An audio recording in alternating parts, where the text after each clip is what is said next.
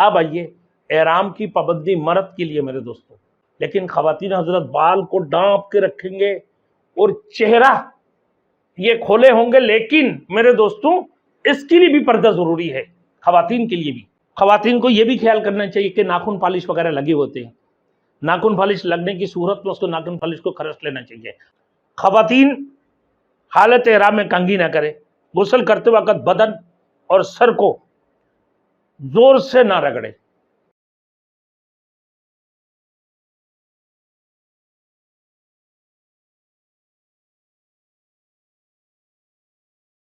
Thanks for watching. Don't forget to like, comment, share and subscribe to Maulana Habibullah Rouhani Official.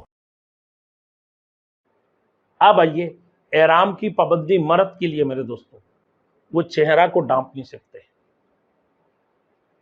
منع ہے۔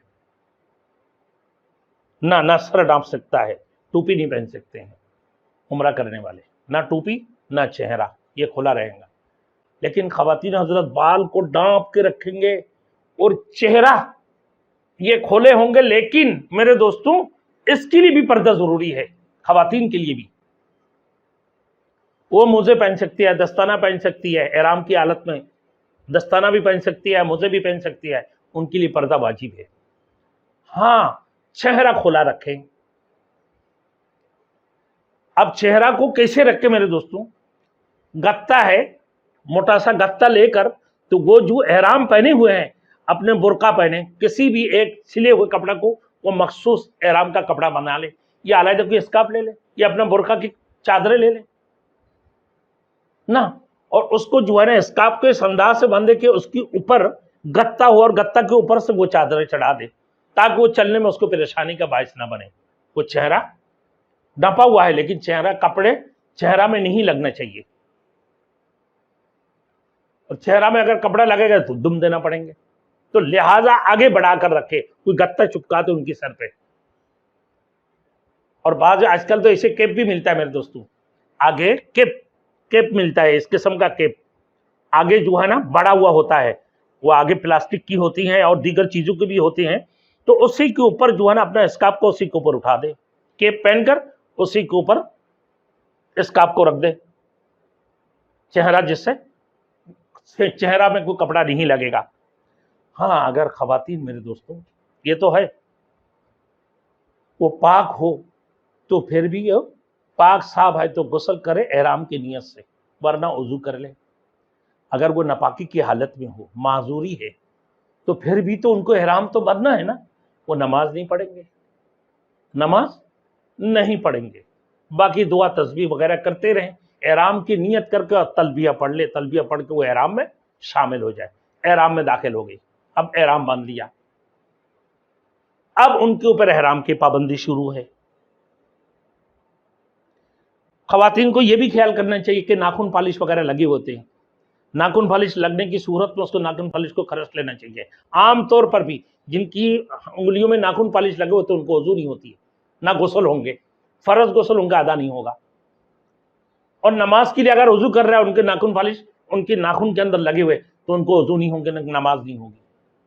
تو لہذا احرام سے پہلے وہ ناخن پالش وغیرہ بھی صاف کر لیں۔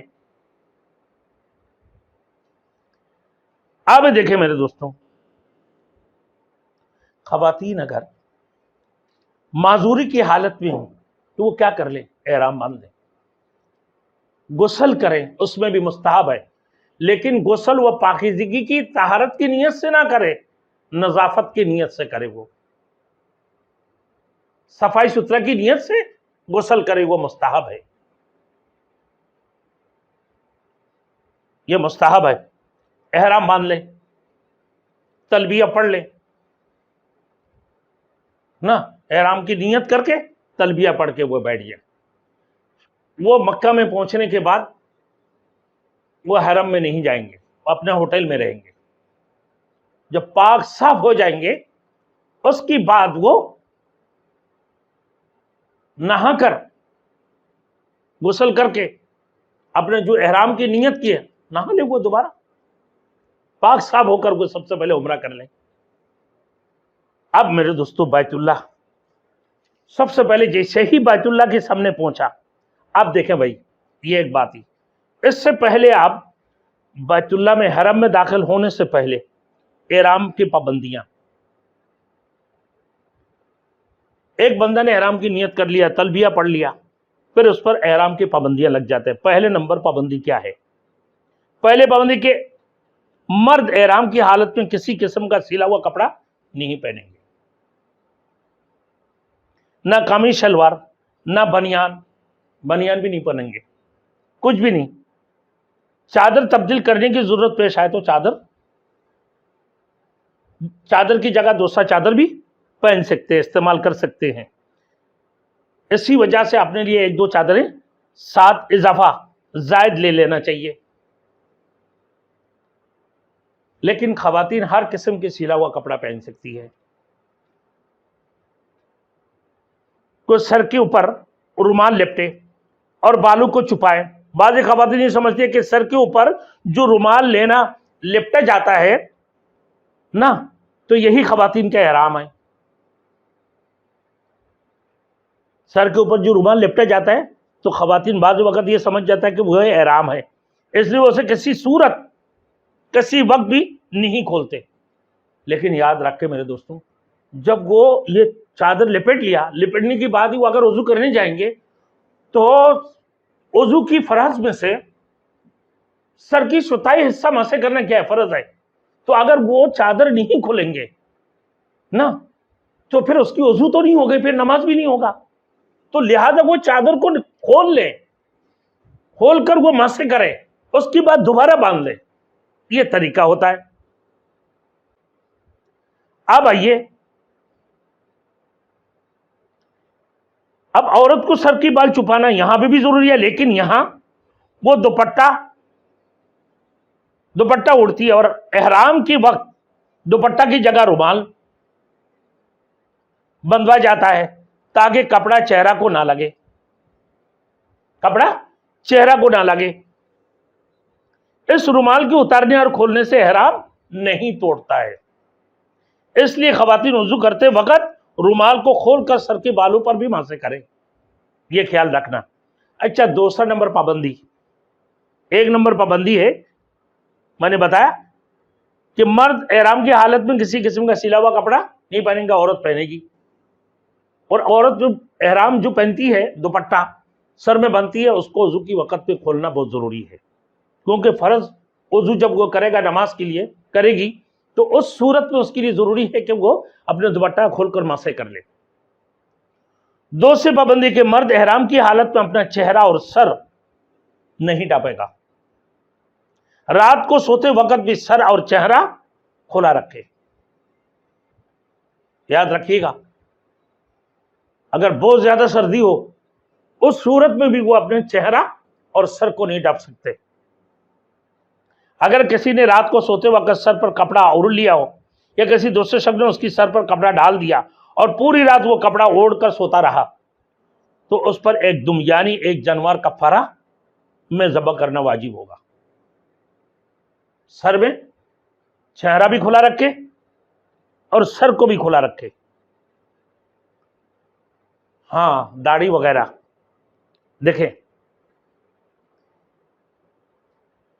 اگر کچھ وقت سر پر کپڑا اڑا کچھ وقت تو 2.25 سر گندم کا صدقہ دینا پڑے گا. 2.25 سر گندم کا صدقہ دے دیں. اب میرے دوستوں بات یہ ہے کہ خواتین پردہ کریں گی, لازمی کہ حرم کے اندر جتنی بڑی ثواب ہے اتنا بڑی گناہ بھی ہے, اور پردہ اگر نہیں کیے تو وہ گناہ بھی اتنی ہی بڑی ہوگی. تو لہذا ان کو چاہیے کہ کوئی گتا وغیرہ لگا کر جو ہے نا چہرہ کے اوپر سے, تاکہ کپڑا چہرہ پہ نہ لگے. پردہ تو ضروری ہے, کپڑے چہرہ کو نہ چھوئے, دور رہے چہرہ سے. اب آئیے تیسری نمبر احرام کی پابندی کہ احرام کی حالت میں مرد عورت بدن کی کسی بھی حصے کی بال نہ کاٹے, نہ منڈیں گے, نہ توڑیں گے, نہ. وضو کے وقت میں مرد وضو کرتے وقت چہرے پر آہستہ آہستہ ہاتھ پھیرے, ایسے داڑھی کے خلال نہ کرے کہ داڑھی ٹوٹ جائے. ایک بال بھی اگر گر گیا تو ایک مٹھی صدقہ دینا ضروری ہے. अगर 3 बाल गिर गए तो 2 सर गंदम उसका सदका देना किसी फकीर मिस्कीन को। तो लिहाजा वजू करते वक्त ख़वातीन हजरत अपने बाल में कंगा ना करे, ना दाढ़ी में उंगलियां ना मारे, खिलाल ना करे। ख़वातीन हालत एहराम में कंघी ना करे। गुस्ल करते वक्त बदन और सर को जोर से ना रगड़े। जोर से अगर गुस्ल कर रहे हैं ना, गुस्ल करते वक्त बदन और सर को जोर से ना रगड़े। अगर रगड़ने की वजह से बाल टूटे, यह सदका देना होगा। अगर किसी शख्स के बाल खुद ब खुद गिर जाते हो तो उस पर कफारा वाजिब नहीं है। एहतियातन कुछ दे दे तो बेहतर है। अपना मर्जी से नहीं, खिलाल भी नहीं करता है, खुद ब खुद गिरता है तो कोई हरज नहीं है, हाँ तो सदका दे दे तो बेहतर है। अब चौथी एहराम का चौथी पाबंदी कि एहराम में मर्द औरत नाखून नहीं काटेंगे। किसी ने एक हाथ या एक पांव की 5वीं उंगली की नाखून काट लिए तो एक जानवर जबा करना है, वाजिब होगा। अगर 5 से कम नाखून काटे ना, 5 उंगलियों की नाखून काट ले तो दुम यानी एक जानवर जबा करना वाजिब होगा। और अगर 5 से कम नाखून काटे तो हर अंगुली की बदले ना 1.25 सर गंदम या उसकी कीमत सदका दे दे। 5 अंगुलियों का काट लिया तो एक जानवर का सदका कफारा भी देना पड़ेगा, दुम देने पड़ेंगे, वाजिब है। और अगर एक आध अंगुली का काट लिया फिर उसको बोलेगा मैं तो एहराम में हूं, एकदम से याद आया तो 2 सर गंदम सदका कर दे।